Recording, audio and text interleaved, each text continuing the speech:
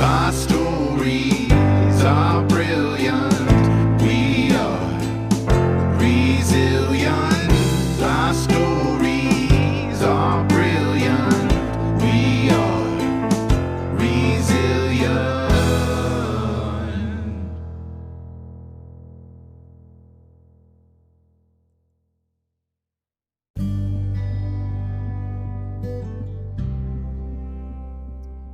For this week's episode, I'm very, very pleased to present Groundwaters Live is Resilient. Groundwaters is a publishing endeavor that my friend Pat and I spearhead. Pat Edwards and I have run Groundwaters for the last many years. We try to showcase the exceptional local talent in our area for over 16 years. The first 10 years of the magazine were in a literary magazine that was distributed free of charge through libraries, organizations, and businesses. We have since merged into a publishing company where we do more than just the magazine, and instead of the magazine, we produce an anthology once a year that has approximately the same amount of submissions as we would in 4 quarters worth of the magazine. This year, we have over 75 authors and poets who have contributed over 170 stories and poems for this annual anthology of fiction, nonfiction, poetry, and artwork.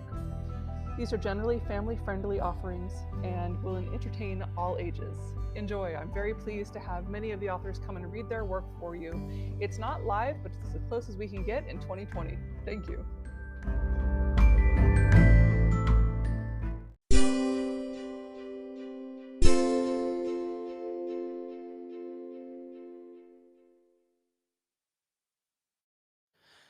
Greetings from Jennifer Chambers, co-editor of Groundwaters Publishing. 2020. As a sad, confusing, scary, boring, surprisingly joy-filled year winds down, I find myself, as always, looking for the silver lining. Groundwaters and all the friends we have met through the publication, in all its iterations, remains a constant part of that silver lining for me. The motif of our logo, the rippling water, is a great symbol of that. Our lives seem almost forced to be compartmentalized. You make friends as a child at school, in the activities you participate in, by those who happen to grow up around you or friends of friends. As an adult, especially as a rural adult, it becomes harder. I was happy to begin my writing career as an adult here at Groundwaters. It was one of the things that gave me the courage to write professionally. These people were among the first to recognize me as an adult writer too, even through all my doubt. Even though I have a brain injury, I am a parent, I live in a small town, I never finished my bachelor's degree. I am a writer because I call myself one. I am a writer because I seek out ways to better understand my world and the greater world around me. I am a writer because I write. As I passed more of my words into the world in different ways, for widely variant publishers and magazines, I understood that the main thing that mattered was that I was creating something of value, and I carried that feeling of courage with me. We believe in the value of each author here at Groundwaters. Our authors follow the rules of civility and try to make our work accessible to the most people because we all share the joy of creating something. We've bent the rules a bit this year because of the nature of this year really called for flexibility, and you'll see that, but the book is better for it. All of the perspectives here are important. The main lesson for me in 2020 has been gratitude. Beyond being grateful for the things like my own family, food, shelter, etc., I'm grateful for you. All of the people who work on the publication, in whatever form, are brothers in arms in creating something bigger than ourselves. We're creating ripples on the water, a circle of friends, persistent, creating value.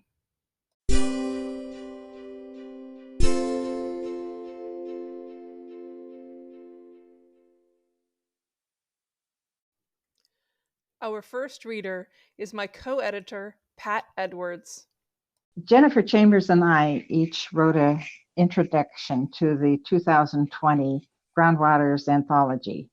And this is my contribution called Looking at 2020 in the Rearview Mirror. To put it mildly, 2020 has proven to be an extremely difficult year, not only for those of us in Oregon, but nationally and even internationally. We've been hit by a pandemic that originated in and has spread worldwide. By mid-October, the coronavirus, COVID-19 as it has been called, has taken the lives of over 223,000 people in the United States alone, and the spread of the virus is still climbing in a third peak. Lane County has recorded 2,242 total cases of the virus and 27 deaths in the same period. As quarantines were mandated throughout Oregon, the economy plunged. Non-essential businesses were shut down in phase 1 and jobs were lost. Schools closed early and students were asked to complete their classes online. On May 26, 2020, quarantines, wearing masks, social distancing, washing hands frequently, and trying to disinfect everything we touched, 4 rogue police officers in Minnesota kept a knee to the neck of a black man, George Floyd, that resulted in his death. It immediately triggered Black Lives Matter marches protesting racism and police brutality all over the nation. Meant to be peaceful protests, some generated riots that caused considerable destruction. Lane County school openings were delayed in the fall because of the danger of students and teachers contracting COVID-19. School districts tried to work out ways to let younger children have in-school instruction while older ones would continue online. When a third wave of the virus hit, plans to open schools for all students were scrubbed. Our summer became hot and dry, and wildfires began occurring throughout the West. On September 7, 2020, strong winds blew throughout Lane County, and trees near the small town of Blue River, Oregon, on the beautiful McKenzie River were ignited. The resulting holiday farm fire burned 173,393 acres of land, destroying not only the town of Blue River, but 431 homes and 24 non-essential structures along Highway 126 west of McKenzie Bridge to the town of Vida. Weary from the isolation and caution of avoiding the virus, we were faced with political tensions that began to chafe as contentious campaigning began intensifying at the approach of the November 3rd presidential election. Then President Donald Trump and his wife Melania, their son Barron, as well as over 25 others with connections to the White House, tested positive for COVID-19, and the growing controversy over the effectiveness of wearing masks came to the forefront. As writers, we found that it was hard to focus on writing in the beginning, especially. Jen and I feared that we wouldn't have enough submissions to publish our annual anthology. Less than 30 pieces had been received by the end of July.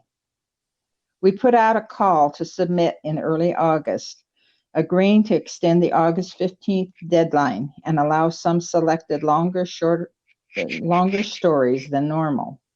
Soon, stories and poems started to pour in. All of the tensions, stresses, and emotions that had built up throughout this difficult year were poured into the writing that was sent to us. When reading these stories and poems, you'll notice that we've relaxed some of our restrictions. We still have not allowed blatant political or religious opinion pieces, but there are shades of each evident. Rather than putting all of the 2020 stories and poems into their own sections, we've opted to spread them throughout the book, and we've serialized a couple of the longer stories. You'll once again find exceptional talent on our pages this year. The 6th annual volume is over 100 pages longer than years past, but we felt we needed to include as many as possible to showcase what a remarkable year we've had. We welcome many new authors and poets this year to our Groundwaters family. Thank you, everyone, for your continued support and generosity in sharing a little bit of yourself with our readers.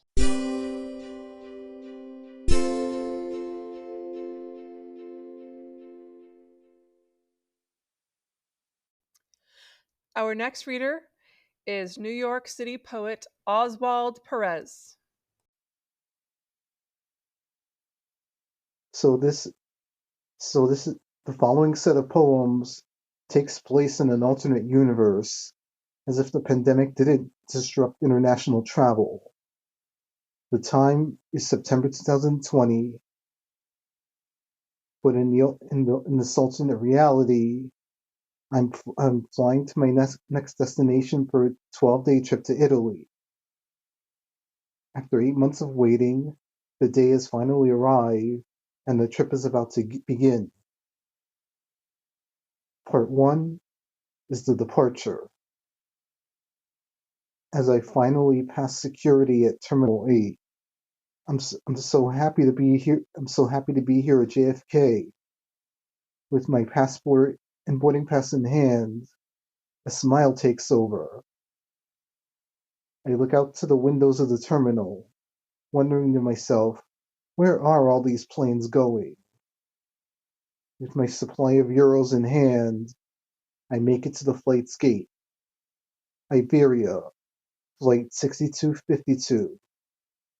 Destination, Madrid. After one last passport and boarding check, I walk down the gangway and board the plane. I find my seat and look out the window. The flight takes off, with Queens and the Long Island Sound fading into the night sky. When I wake up, I'll be one flight away from Italy.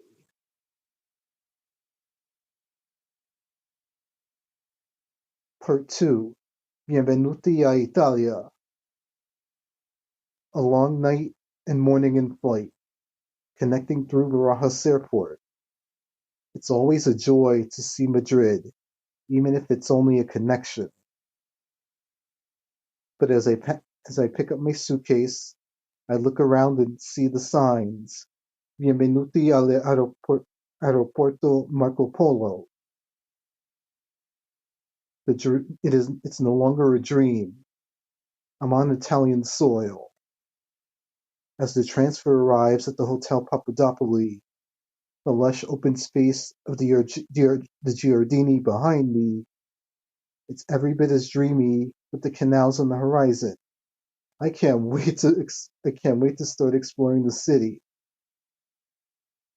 As the sun sets over Venezia, it's time to meet the rest of the tour group. The conference room's windows look out towards the canals. A table full of Parmigiano Reggiano, Prosecco and Prosciutto. Our guide Eduardo introduces himself, and then the trip to come. One by one we introduce ourselves. I'm in a familiar position, the solo traveler, but it's an endearment to the rest of the group. With dinner on the horizon, this trip is only just beginning.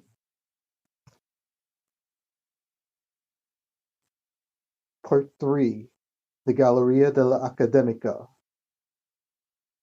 At the Tribune, I find myself in awe of Michelangelo's David, as everyone else around me is. Prominently featured in the Hall of Prisoners, the unfinished slaves leading up to him, the signature piece of the museum, like Mona Lisa at the Louvre, Las Meninas at the Prado, and Guernica at the Reina Sofia. I think to myself, there's no such thing as the perfect body. If it doesn't exist physically, one can chisel it. A singular wonder and a trip of wonders so far. The glass flowing in Murano, the visits to the Peggy Guggenheim collection, and sitting in the Piazza San Marco for an aperitivo as day turns to night. As we move on from Florence, I find my ticket from the tour of the Uffizi Gallery earlier in the day. I'm still thinking to myself, this can't be happening. But it is, and Rome is up next. Part 4. Roman Tourist, Turista Romano. Late Saturday afternoon. The sightseeing bus drives along the river Tiber. After a busy day exploring Vatican City and the wonders of the Sistine Chapel, a familiar tune rings out from a nearby car. The opening guitar, It's un'estate italiana, the unexpected earworm of the summer. Even if my Italian is marginal at best, I sing along to the song. The bus moves along, and the song continues, even in traffic, until it reaches the Spanish Steps and the Piazza Barberini. I step off the bus in search of the Trevi Fountain. The crowds of people lead me to it. I look around imagining Fellini's La Dolce Vita, but Sylvia is nowhere in sight. I find the coin in my pocket. Hoping for a bit of luck, I toss it into the fountain. As day turns to twilight. Part 5. Moonlight over Amalfi. After 12 days exploring this wonderful country, it's time to say Arrivederci Italia, as we gather for one last dinner, with the moon glimmering over the Bay of Napoli. Our table for 40 is at the beachside restaurant of the hotel, with bottles of wine chilling in buckets as the waves gently crash ashore. I stand up to make a toast to Eduardo, to the rest of the travelers on the bus, and to Italy itself for making me feel so welcome. It doesn't hit me that I'm flying home tomorrow morning. A long day's journey through London awaits before arriving home in NYC. As the panna cotta is brought out with shots of grappa, I take my keychain off for one last glimpse. A tear falls, and it hits me. I'm ready to fly home. I whisper out to the bay. Good night and sweet dreams, everyone. Buonanotte a tutti I sogni di oro.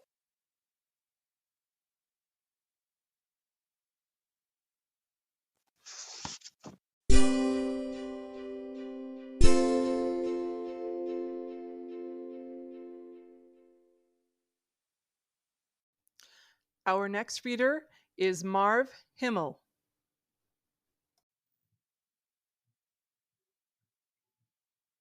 Shadow or substance? Shadow or substance? I can be either if I have to, but mostly I like shadow. I prefer it to substance. Substance is bold. It is greed and fame. It is anger and vanity. It is conflict. So mostly I watch from the shade, indistinct, an observer. I don't want to be recognized. A passing hint of me, perhaps. A faint memory of someone you knew. I found it safer to be a zephyr, a mist, a shadow. Nobody bothers much, and I can do what I want. But today, out walking in the wetlands far from the city on a sunny morning early, amid the bird calls, the whir of crickets, the air moving through the grass, I was free from all those aggravations. Here I felt of substance, and for a while, I liked it.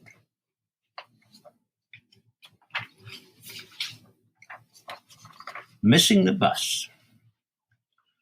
You probably shouldn't tell your boss you missed your bus yesterday morning because you stopped to watch a trail of ants crossing the walkway in front of you, or of how your mind began to wander, trying to imagine what the ants were thinking, and if they were thinking, and how they liked their jobs, and if they were happy with their lives.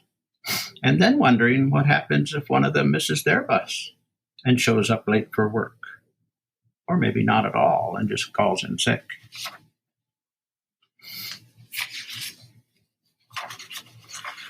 Mother, why don't you care? I thought we were special. Why are you like that? Why don't you help? We are dying, falling apart, and you don't care. Did you ever care? Nothing has changed.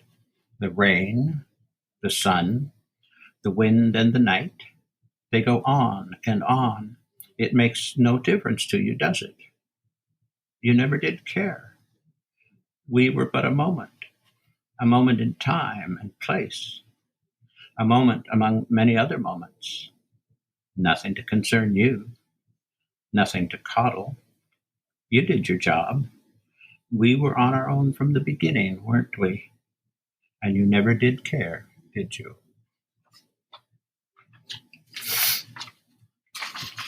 I am an old man. I sense you now and then, elusive and ephemeral. I am unsure, but my limited mind tells me you must really be there. Long ago, I think I knew you, before the rules, before the shoulds, the nevers, and the don'ts shaped me into what I am. Now, an old man, I want to know you again. And if I can drop my walls, my judgments, and my preconceptions, perhaps you will show yourself. Show me who and what you really are. I want to know your name, your colors in the daylight and in the evening, your shape, your smell, your touch. I want to understand. I want to know if you were good or evil, and if my fences were meant to keep you close or away. I am a creature of the light, yet you tease me in shadows. You flit across the corners of my vision. You dance behind me. You glide through memories and waking dreams. I can never see you clearly, though, never certainly. And I wonder why. Is your beauty so hot it would burn? Or would your ugliness sicken me? Or both? And would you care? I sense you now and then. At least I think I do. But I can never see you clearly. Please show yourself. I am an old man.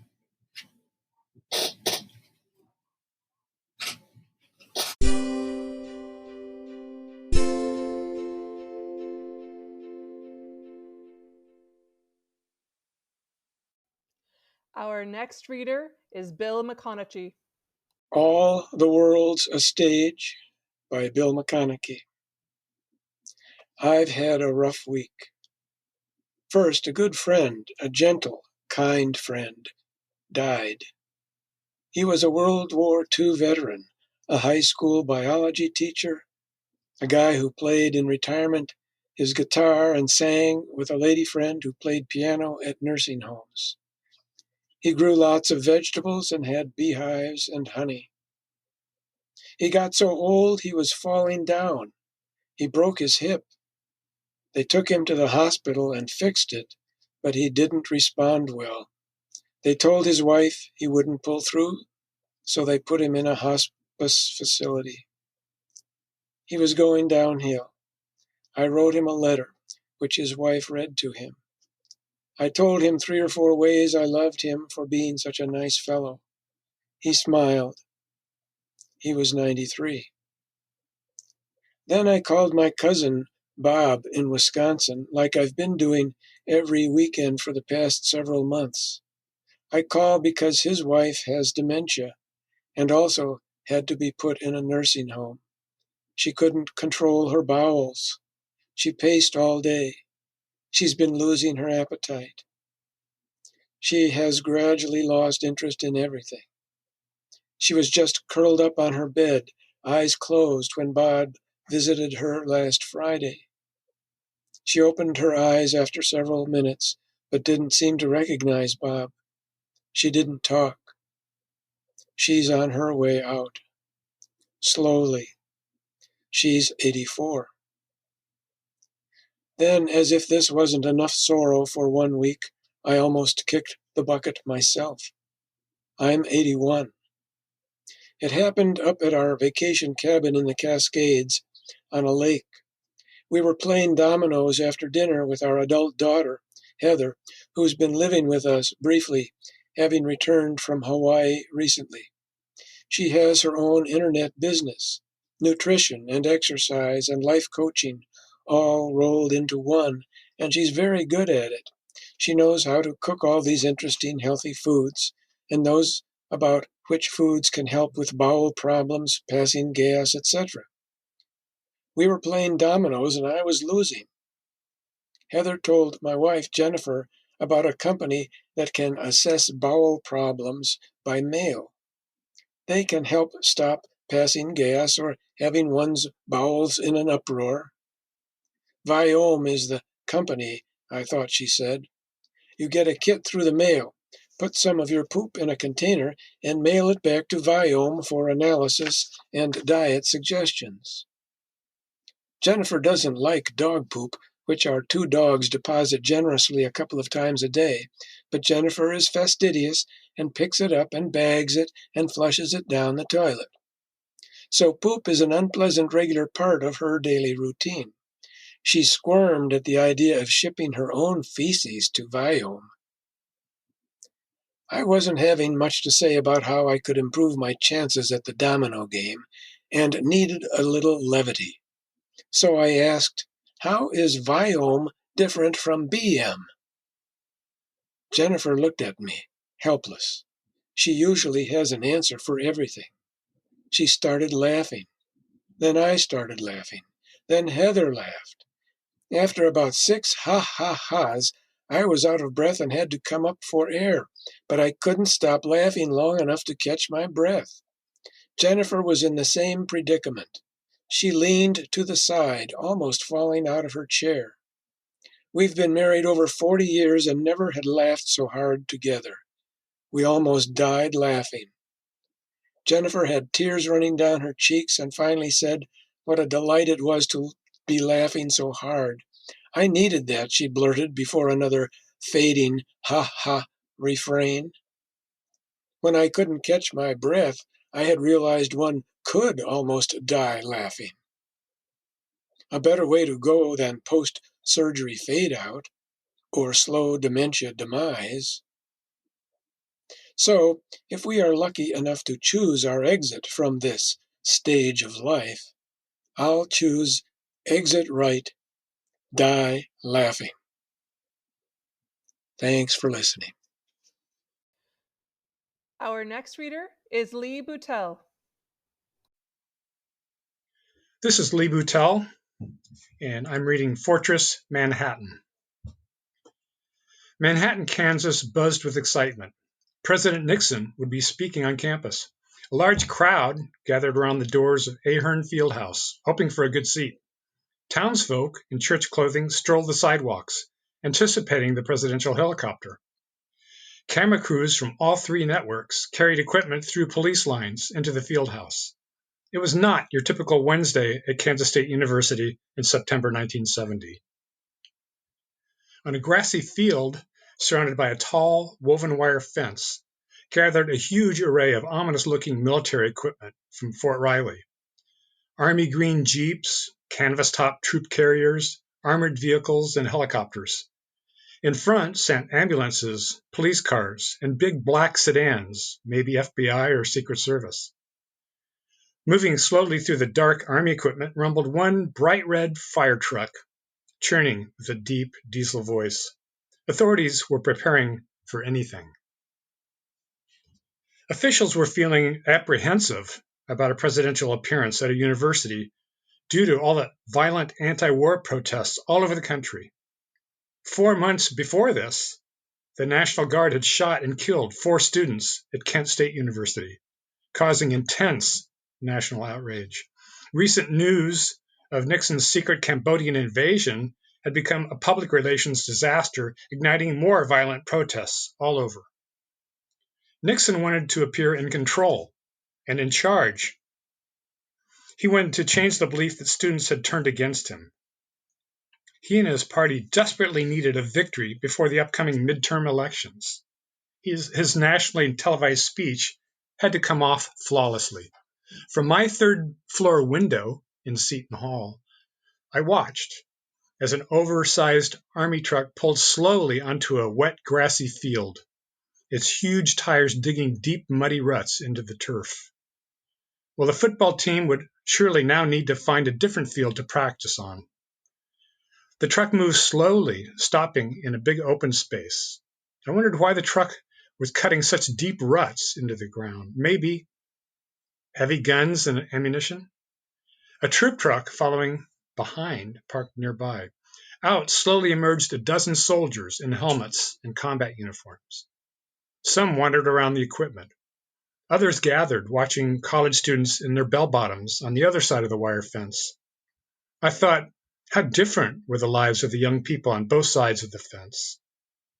A college life of colorful clothing, spontaneity, variety, freedom, and romance on my side of the fence, and on the other, the scheduled, harsh, structured, disciplined, repetitive, and dangerous life in an army uniform. I could sleep in all morning after a late night of partying.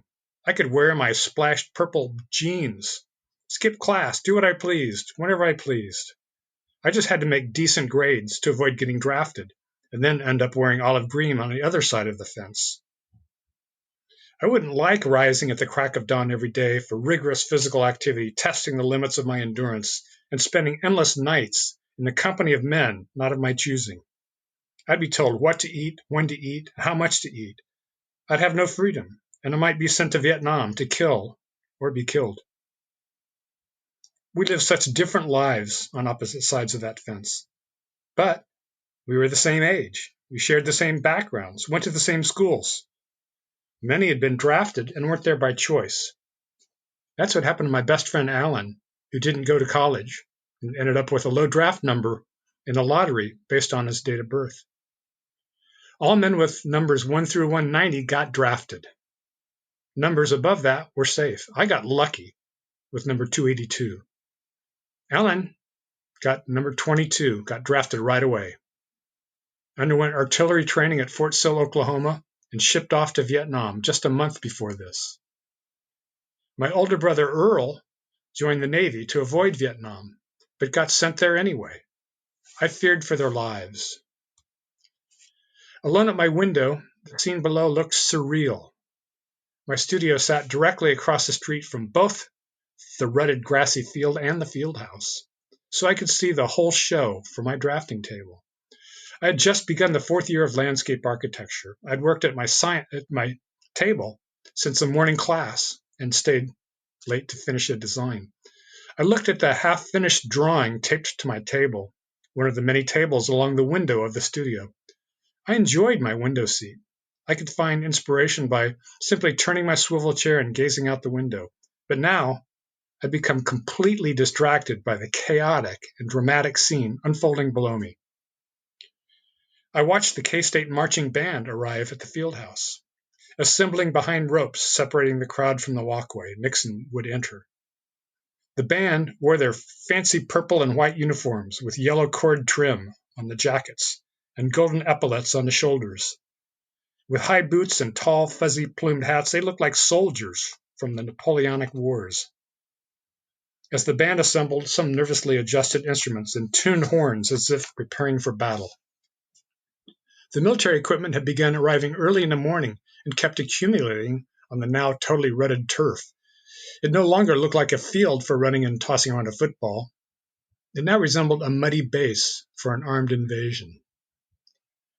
If the soldiers, police, helicopters, and military equipment had come to intimidate protesters or discourage troublemakers, well, so far so good. I didn't see a picket sign or protester anywhere. The president had cleverly come to conservative K-State, known for its agriculture and veterinary medicine program, but not the anti-war activity disrupting campuses elsewhere. Just 85 miles east at Kansas University, with liberal arts and a law school, students had staged large and often violent protests, even resulting in gunfire. A Nixon visit to KU would surely lead to unimaginable violence. While freshman Senator Bob Dole knew his state well.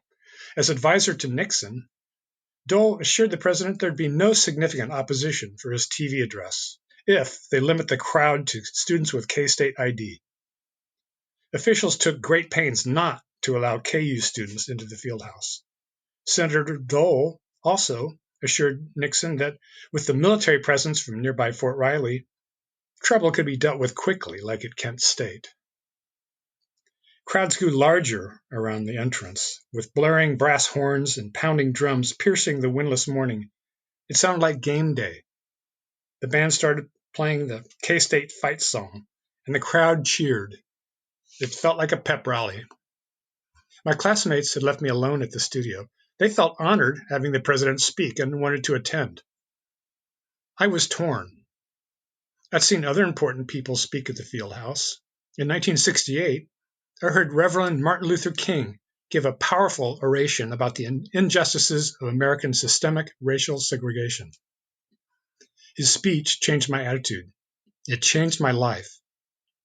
I'd never understood the harsh realities of Black people, their lives in America. He emphasized the importance of pushing for change through nonviolent protest. He said, "It's the most potent weapon available to oppressed people in their struggle for freedom and human dignity." Dr. King expressed his opposition to the Vietnam War, saying, "We had a more important problem of inequality and civil rights at home." He asked, why were we pursuing a costly war that increasingly appeared doomed to failure? His words made a lasting impression on me that day in 1968 as a Kansas boy from conservative suburbs who spent summers on Grandpa's farm. I'd never heard such revolutionary thoughts. I grew up where people regularly used the N-word for Blacks, though not in my own family. The number of Black kids in my school system was 0. Although Kansas had been a free state, slave state Missouri lay right across the road.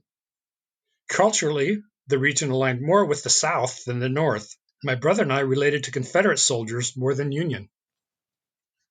I'm ashamed to admit, I had a Confederate flag on my wall in high school. I thought rebels were cool. I didn't understand what the flag represents to Black people: slavery, oppression, white supremacy. I'd never heard those ideas. I was clueless until I heard Dr. King speak.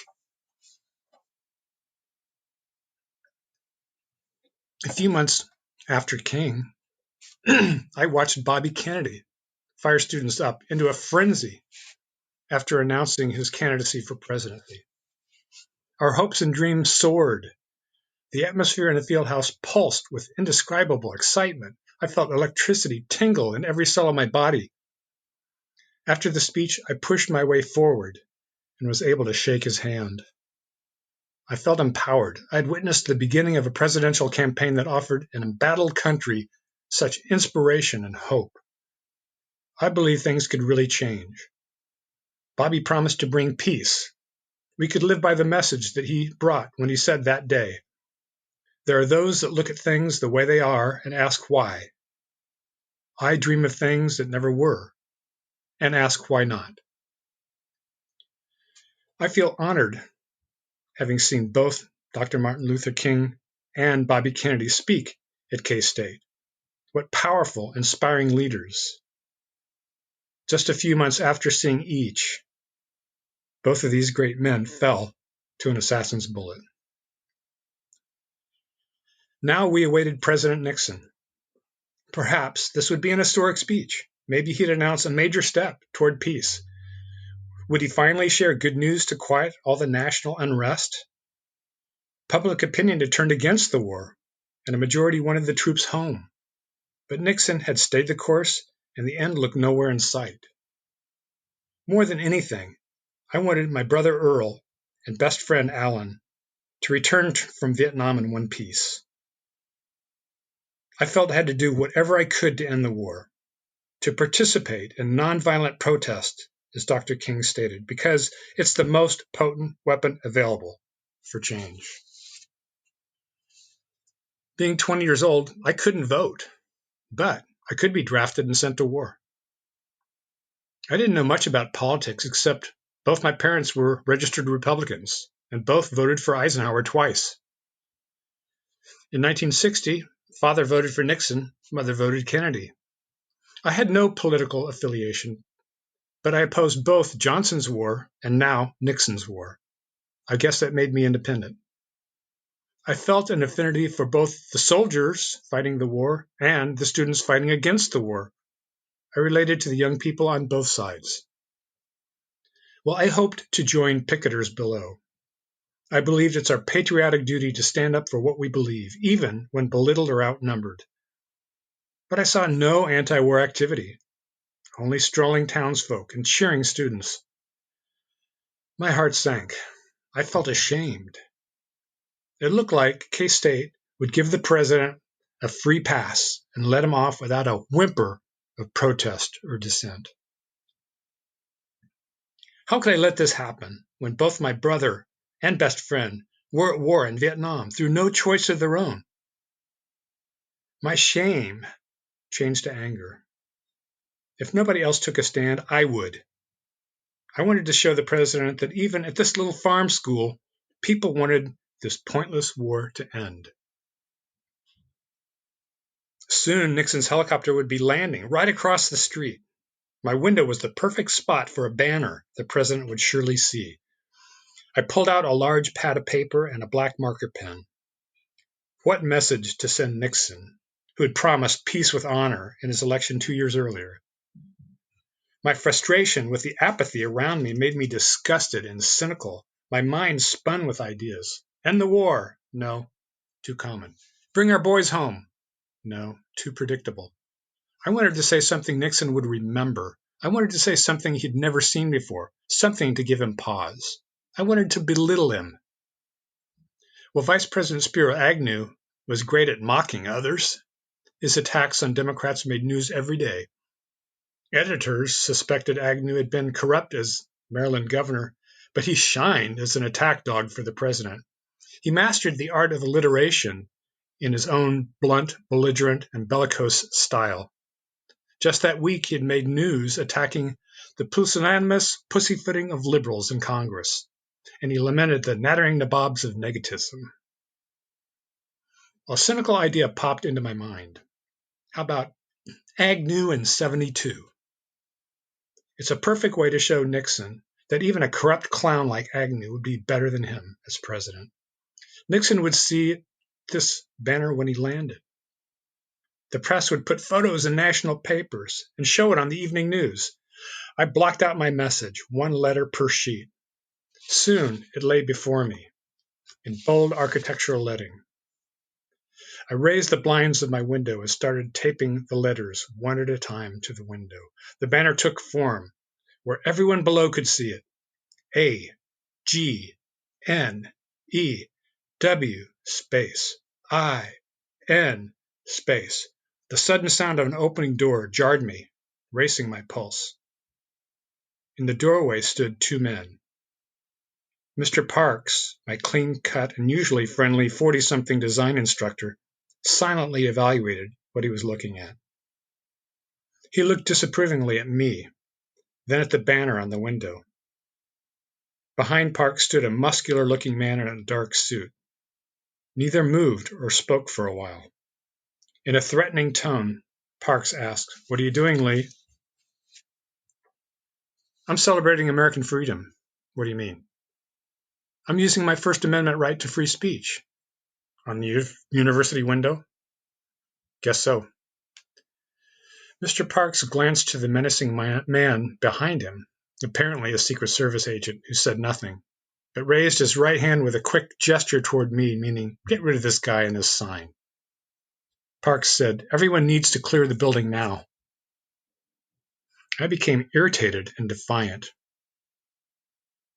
I said, "I want to watch the helicopter land right here at my window." "Nobody can be inside this building for security reasons. Snipers are headed up to the roof right now," he said. I looked at Parks and the agent. Parks cocked his head as if asking, "Do you think this is worth it?" The deep growl of a truck below caught my attention, and I turned to see another troop truck pull slowly onto the rutted field. "Take down the sign," he said. I looked back at the men. The agent shifted his stance aggressively, folding his arms and blocking the door. "It's university property," Parks said sternly. "The sign has to go." Frustrated, intimidated, and humiliated, I took down each letter deliberately, as if in slow motion. Parks sighed. After I placed all the letters into a neat pile, Parks grabbed them and motioned me to the door. I walked toward the agent who didn't move. He stared at me for a moment. After a pause, he stepped back and gestured toward the exit stairway. They both followed me down the stairs and out the building. I glanced back. Both frowned. I walked across the street, head spinning. I felt angry. I felt humiliated. I looked up to my window. It looked so empty and pointless. The whole building looked pointless. President Nixon would get away free. I walked closer to the wire fence and saw soldiers watching me, smoking cigarettes. I flashed the peace sign. The youngest guy raised 2 fingers back and smiled. A fellow soldier smacked him on the shoulder, teasing, "You hippie." They laughed. I turned away and lit a cigarette too.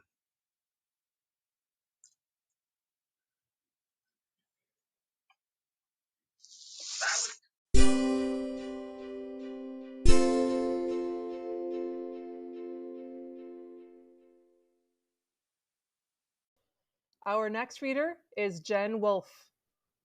Hi, my name is Jennifer Dallin Wolfe, and I'm a part of Groundwaters book this year for 2020, and I have a story that is called Look What I've Become. I began my life on Earth as a cotton seed planted in a field full of cotton seeds like myself. As the sun would come up each morning and warm the soil, I began to swell, stretch, sprout, beginning my growth in that sun. As I matured and bloomed into a fuzzy bowl with a pointed shell for a cover, I had no idea what I would do or become in this world. I was plucked at maturity along with the rest of the field and taken to a cotton gin to be milled and become fabric. They plucked, pulled, and cleaned me, then combed my fuzzy body into a fine thread. I, along with the other bowls, were now one long thread and wound onto a spool, then added to a machine to become woven fabric. As I spin on the spool and watch a shuttle coming to whisk me through a valley of other threads, I'm getting excited. It happens. I slip across the valley of threads and back. My turn is over. That sure was fast. I wait along with all the other thread, watching the fabric grow. Soon, we are removed from this machine and then taken to be dyed or printed. What a job this has been. Pluck, wash, combed, spun, then wound and shuttled into a piece of cool cotton. We are moved into another department and are dyed a beautiful, comfortable medium blue. We dry. We're folded onto a bolt and shipped to a store.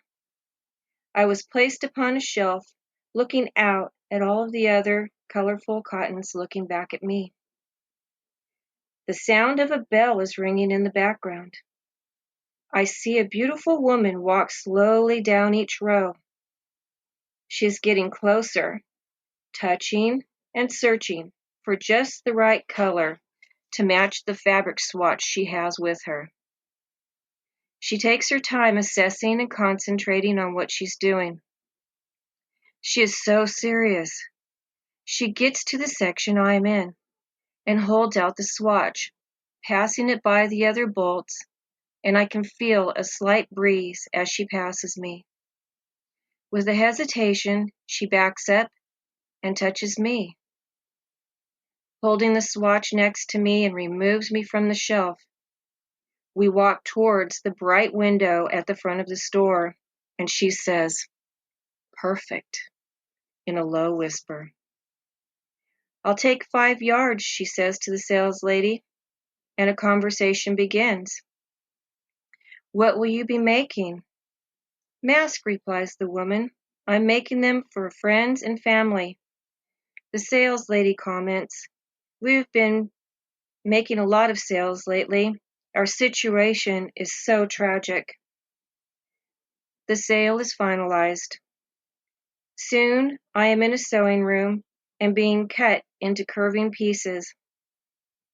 I listen to the phone conversations about what is happening in the world, and I soon realize I'm going to be playing an important part in making the world a safer place. Music is playing. The lady is sewing me into a mask that matches her swatch fabric, and I will soon be traveling to a new home for a new face. My job will be one of protection along with looking good. I am proud I will fight to save this. I will, excuse me. I am proud I will fight to save a life and do my best to protect the one I now love. How was I to know when I was just a seedling and planted in the soil, I would be a part of a big fight to save lives? I am so proud. The end. Our next reader is Renee Tehista. Once every few months or so, I check the obituaries reported on the website of KLTZ, the local radio station in the area of Montana where I grew up. It's located in Glasgow, recently profiled as the most isolated town in America and officially dubbed the middle of nowhere by the Washington Post. Reading obituaries is not the ghoulish obsession some may think. Many folks my age keep in touch with their past this way. Variations in obituaries are surprisingly interesting and often provide family scribes an opportunity to showcase their writing skills. The obits vary in length from fairly brief to mini essays, cataloging events in the deceased's literal journey from cradle to grave. Obituaries provide snapshot histories of people that are often very engrossing. I learn fascinating details I've never heard before about the lives of people I once knew. Even strangers who lived in the area where I grew up turn out to have been remarkable people I wish I'd known. It's humbling to realize I lived in a population outlier among a lot of folks who are more interesting than I am. Those obits of people I knew or were familiar with usually depict the deceased in a glowing light. In fact, I can confirm that one of the oldest admonitions known is impeccably observed. I've yet to read an obit that speaks ill of the dead. Though I and many others may possess memories that contradict the manufactured piety featured in the tribute, we graciously go along with the charade. As I've been reading these obituaries for the last few years, a remarkable number report that the deceased, quote, went home in the loving arms of Jesus, end quote. The Glasgow community appears to have a secret pipeline to a very busy Jesus. When I read the obit of a former high school classmate who was carried off in the loving arms of Jesus, I was surprised because Philo was a very large man. In high school, he was tall and skinny. But when I last saw him in 2005, he had filled out, as they say. His formerly 6'2" lanky frame now packed close to 300 pounds on it, left me wondering whether if Jesus had help carting Philo away. The obituary didn't say, but it did report that he was a loving father, grandfather, beloved husband, and all-around wonderful person who appeared on the basis of the obit to be eligible for canonization. Philo must have had a significant personality transformation over the years because my memory of him was quite different.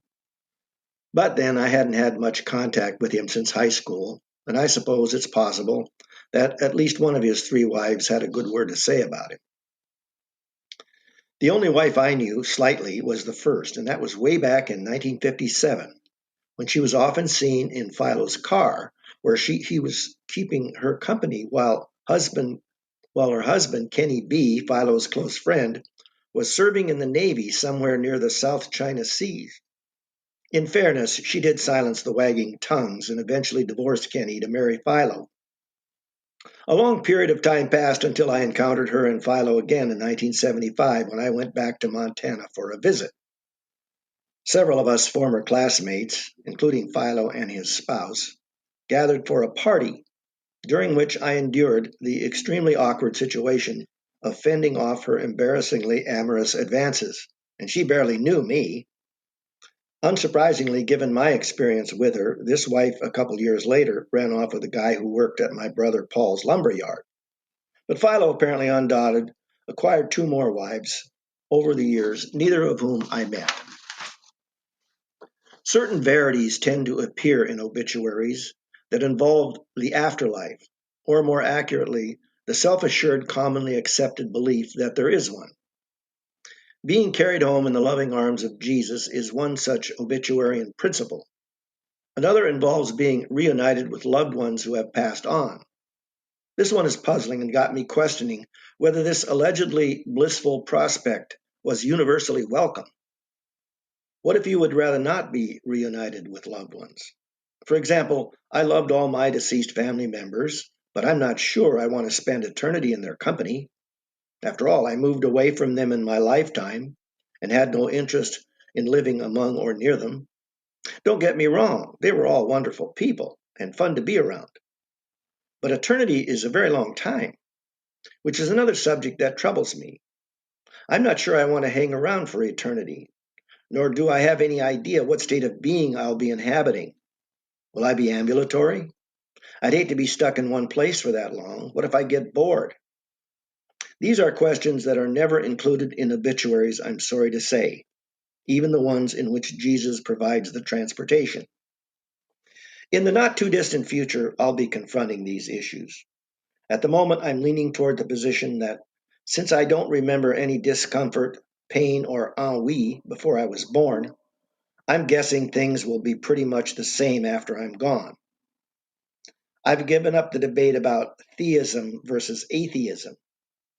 I no longer choose to call myself an atheist, since it requires that I define myself in relation to the concept of theism, which I consider a delusion, like the existence of the fabled unicorn.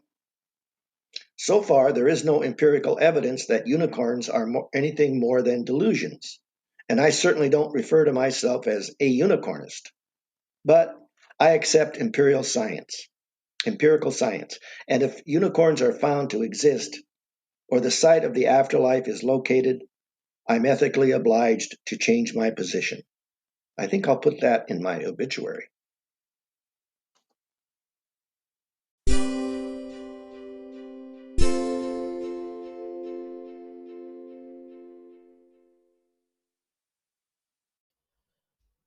Our next reader is Pat Edwards, reading some of our friend Michael Haas Barker's work. This story is called A Tribute to Haas Barker. Sadly, I have lost a good friend, and Groundwaters a very special, longtime contributor and supporter. Michael J. Barker wore several hats throughout his life. He worked as a logger until he was injured and could no longer work in the woods. He then was hired by Dr. Donald Schroeder of Eugene to take care of Doc Schroeder's herd of American buffalo in Coburg. He was an avid fisherman and sportsman, and he and his wife Chris spent time on the beautiful Rogue River. Eventually, Haas was offered the job to oversee the Paradise Lodge on the wild and scenic portion of the river that welcomed people from all over the world.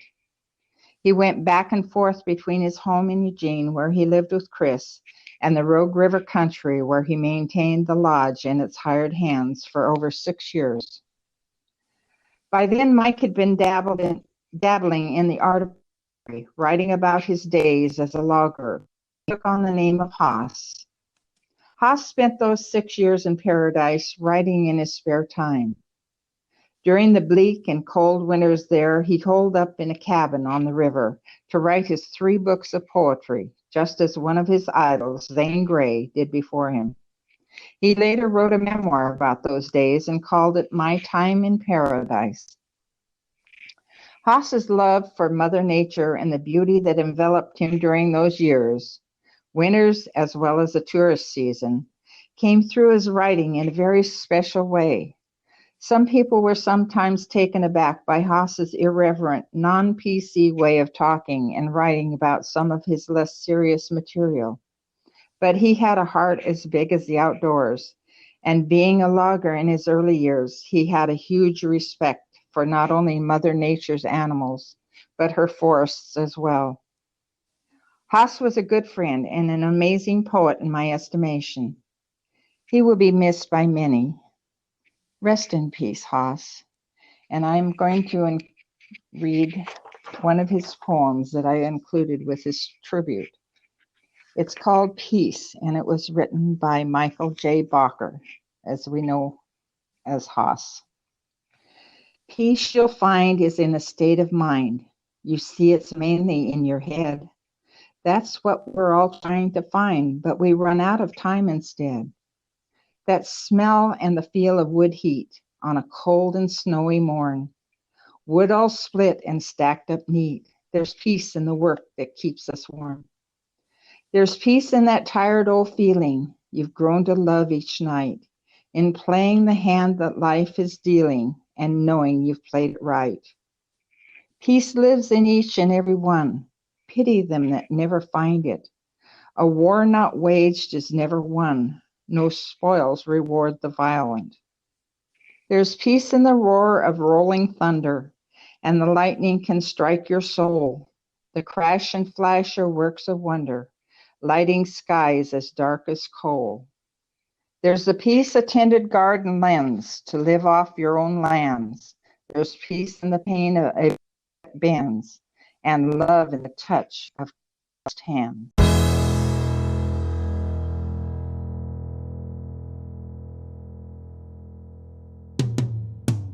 Sometimes we have to start over. Sometimes we have to fight back. Sometimes it's all too much. Lost inside the black.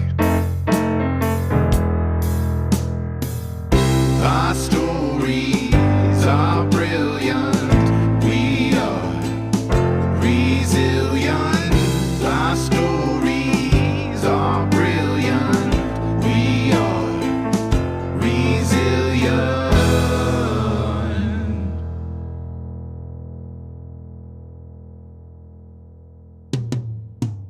Sometimes we need to lift the voices